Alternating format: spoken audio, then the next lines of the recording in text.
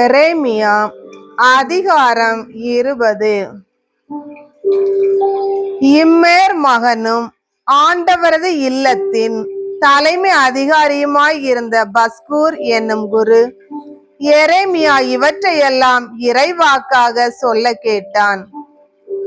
அதன் காரணமாக அவன் எரேமியாவை பிடித்து அடித்து ஆண்டவர் இல்லத்தில் பென்யமின் உயர் வாயிலில் சிறையில் அடைத்தான். மறுநாள் காலையில் பஸ்கூர் எரேமியாவை சிறையிலிருந்து விடுதலை செய்தான். அப்போது எரேமியா கூறியது, ஆண்டவர் உன்னை பஸ்கூர் என்றல்ல, மாறாக மாகோர் மீசாபியு என்றே அழைத்துள்ளார். ஏனெனில் ஆண்டவர் கூறுவது இதுவே, இதோ உனக்கும் உன் நண்பர்களுக்கும் பேரச்சம் உண்டாக நீயே காரணமாவாய்.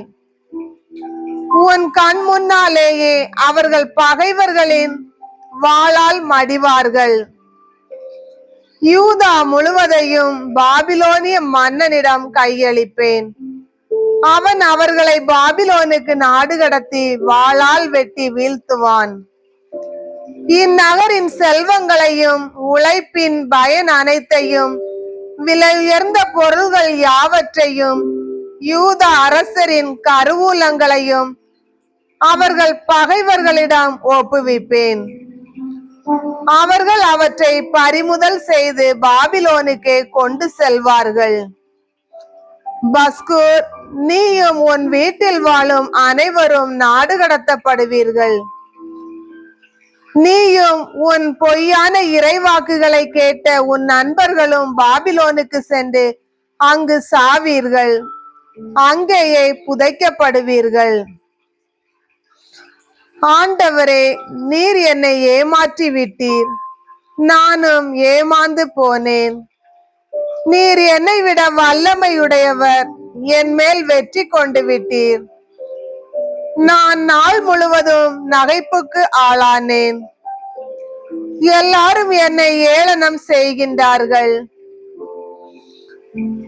நான் பேசும் போதெல்லாம் வன்முறை, அழிவு என்று கத்த வேண்டியுள்ளது. ஆண்டவரின் வாக்கு என்னை நாள் முழுதும் பழி சொல்லுக்கும் நகைப்புக்கும் ஆளாக்கியது. அவர் பெயரை சொல்ல மாட்டேன், அவர் பெயரால் இனி பேசவும் மாட்டேன் என்பேன் ஆகில், உம் சொல் என் இதயத்தில் பற்றி எரியும் தீ போல இருக்கின்றது. அது என் எலும்புகளுக்குள் அடைபட்டு கிடக்கின்றது. அதனை அடக்கி வைத்து சோர்ந்து போனேன். இனி என்னால் பொறுத்து கொள்ள முடியாது. சுற்றிலும் ஒரே திகில் என்று பலரும் பேசிக் கொள்கின்றார்கள். பழி சுமத்துங்கள், வாருங்கள், அவன் மேல் பழி சுமத்துவோம் என்கிறார்கள். என் நண்பர்கள் கூட என் வீழ்ச்சிக்காக காத்திருக்கிறார்கள். ஒருவேளை அவன் மயங்கி விடுவான், நாம் அவன் மேல் வெற்றி கொண்டு அவனை பழி தீர்த்து கொள்ளலாம் என்கிறார்கள். ஆனால் ஆண்டவர் வலிமை வாய்ந்த வீரரை போல என்னோடு இருக்கின்றார். எனவே என்னை துன்புறுத்துவோர் இடறி விழுவர். அவர்கள் வெற்றி கொள்ள மாட்டார்கள்.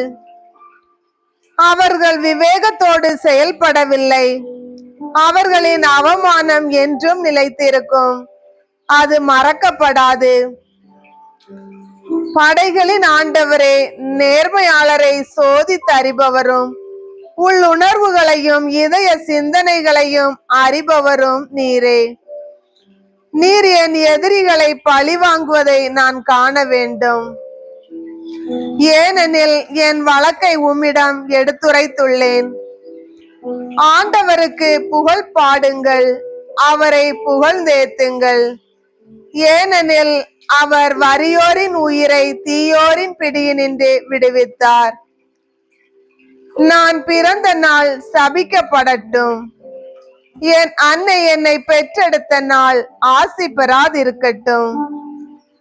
உனக்கோர் ஆண் குழந்தை பிறந்துள்ளது என்ற செய்தியை என் தந்தையிடம் சொல்லி அவரை மகிழ்ச்சி வெள்ளத்தில் ஆழ்த்திய அந்த மனிதன் சபிக்கப்படுக. அவன் ஆண்டவர் இரக்கமின்றி வீழ்த்திய நகர்களுக்கு ஒப்பாகட்டும்.